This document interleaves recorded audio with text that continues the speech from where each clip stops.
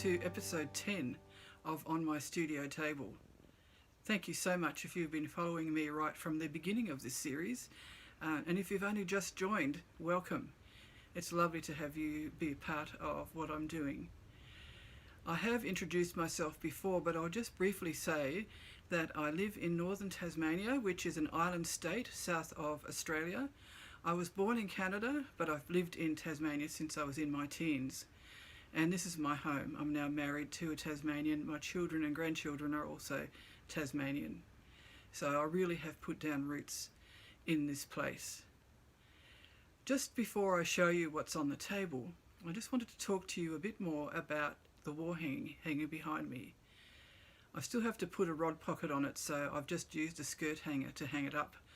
And I will show some close-ups at the end of this video. But I just wanted to tell you about the title and the meaning behind it. So the title is Earthbound, and I take earthbound to mean various things, and in this case it means unable to fly. So being on the ground, on the earth, and not able to take off. And sometimes that's what happens to us in life also. We feel as though we're bound up by different things, whether it's our own lack of confidence, other people's expectations or opinions of us. All sorts of things can make us feel restricted and earthbound and unable to fly, so to speak. But this also has a meaning to do with what is happening to our bird life on a world level currently. Because of the situation with the climate change and pollution and so on, many birds are becoming extinct. This means that many birds will never fly again because we will never see them again because they no longer exist. So quite literally, they are earthbound. Everything returns to the earth, usually when we die, and in this case the birds, when they die or become extinct, they are quite literally bound by the earth. So the little squares that are sort of scattered on this piece are actually tumbling down to the earth, metaphorically. And the birds, being trapped in where they are because it's their territory that has been their territory for hundreds, thousands or more years, is signified by the quilting. So I've quilted a grid over the whole piece in a diagonal pattern, and the bird is like it's behind a cage. It can't break free. In other words, it becomes earthbound. It can't fly. So when you think about a caged bird, the cage is stopping it from flying, and we've actually built a cage in some ways by our neglect. So that can be a bit depressing, but I also wanted to show the beauty of the world that we live in. And where we live, we have so many birds and we just love watching them every day. Different ones visit us at different times. Probably the most thrilling are the eagles, sometimes 2, sometimes 3, sometimes 1. We always love it when we see 3 because it means that it's parents and their offspring, which means that the population is at least growing by 1 more fledgling. And it's just such a thrill to see them in their natural environment. Some come very close to the house. There's a little robin, for example, that comes really close and harvests the insects from the cobwebs around the windows. So I guess that gives me an excuse not to clean the windows too often because it's providing food for this little bird. And I just wanted to highlight this in this actual artwork. It is going to be in a touring exhibition, which is going to be touring around Tasmania for the next 12 months through a group called Stitching and Beyond, of which I'm a member. And I'll leave a link below for you if you would like to have a look at what they do and perhaps become a member. You don't have to be living in Tasmania to be a member of this. And some of the things they share on their Facebook page are so interesting, to do with artists, events, what people are working on, and so on. I've been doing a little bit of experimenting. So here I have 3 tags. I've actually made more than that. I've made 12, I think. But these are the latest ones that I've done. And these are machine stitched. So that's a bit of a variation on what I normally do with hand stitching. I do a lot of machine stitching too, especially for larger pieces, but I also love stitching on paper. and I would like to do a bit more machine stitching again.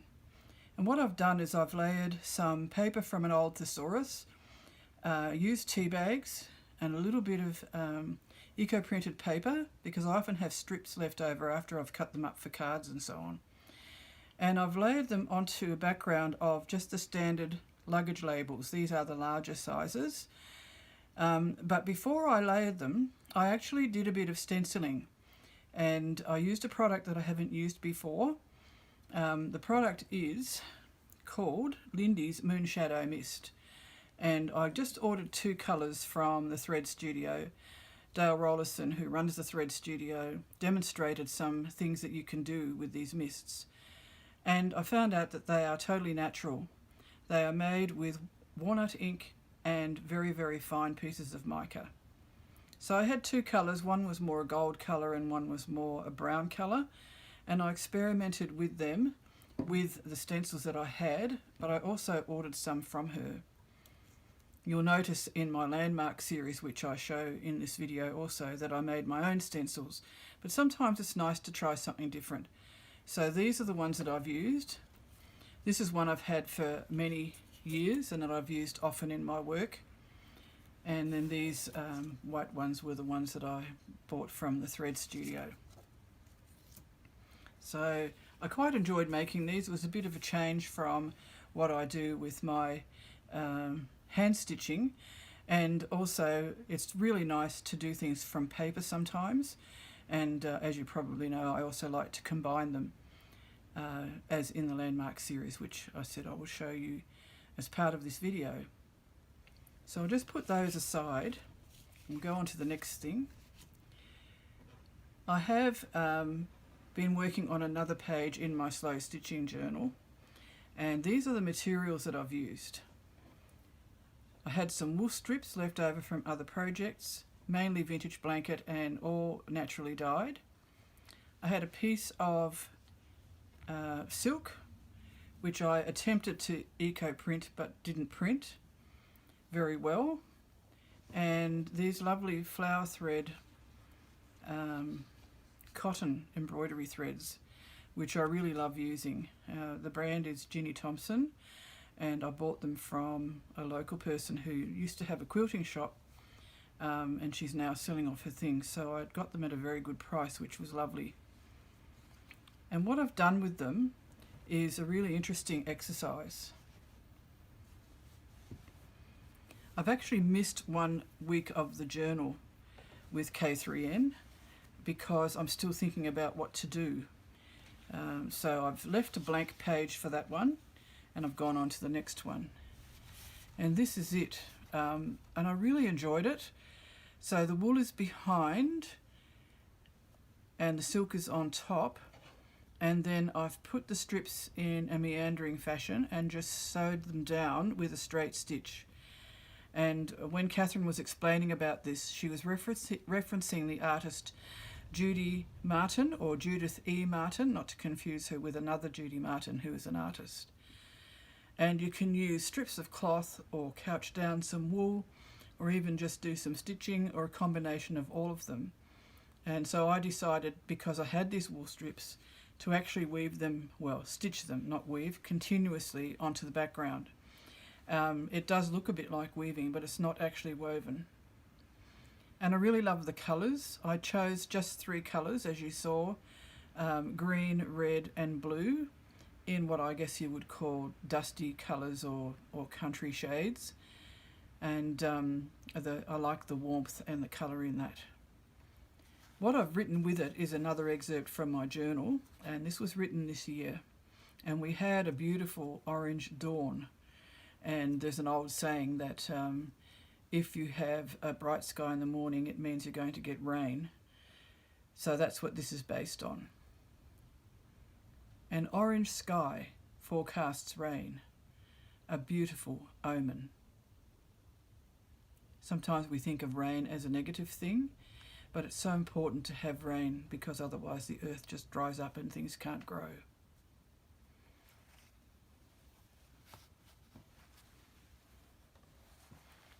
Another thing that I've been working on intermittently is this piece, which might not look all that interesting, but it's a piece that I go to in between my other projects when my brain needs a bit of a rest. And it's actually a piece of wool woven in Launceston that I tried to eco print and didn't work out very well. And I came across Emma Freeman on YouTube, and she does stitch meditation amongst other things. And one of the things that she recommended was to find a piece of cloth and some threads and just stitch. Just running stitch, just straight lines. So I've varied that a little bit by adding diagonal lines, but they are all straight lines, no curves. And I'll just change colour when the thread runs out. Now I've stuck to a few, or a limited amount of colours, I guess. A cream, a grey, a rust brown and an aqua. And there's a mixture of pearl cotton and embroidery floss or embroidery thread. So that's something that sort of rests my mind in between all the other things that I do. Running your own business makes life pretty busy and your brain doesn't stop, and this helps you to slow down. So again, I will leave a link to her underneath this video so you can check her out. One of the things that certainly helped me was to go on a retreat, and I hinted at this on my Facebook page. And while we were on the retreat, we were given this little project to do. So I've done it since then. It's a little mannequin, and you're supposed to be able to use it as a pincushion, but I think I'll just have it as a decorative element in my studio. And we were given some grey felt, the wooden stand, a little piece of cardboard to make the bottom firm, and some fusible to help with the construction. And what I did was I added some of my naturally dyed fabric. This is silk, and also some embroidery. And one of the women who was at the retreat had hand-dyed silk ribbon that she'd done herself. So I bought a skein of this lemon colour and stitched that down, and then I used pearl cotton to add the other decorations. So I've used French knots, pistol stitch, a detached chain stitch and a fly stitch. And then we could use either blanket stitch or whip stitch to assemble the mannequin. So I'm pretty happy with that. She's a little bit wonky, but none of us is perfect, are we? So I think this one will feel quite at home living in my studio.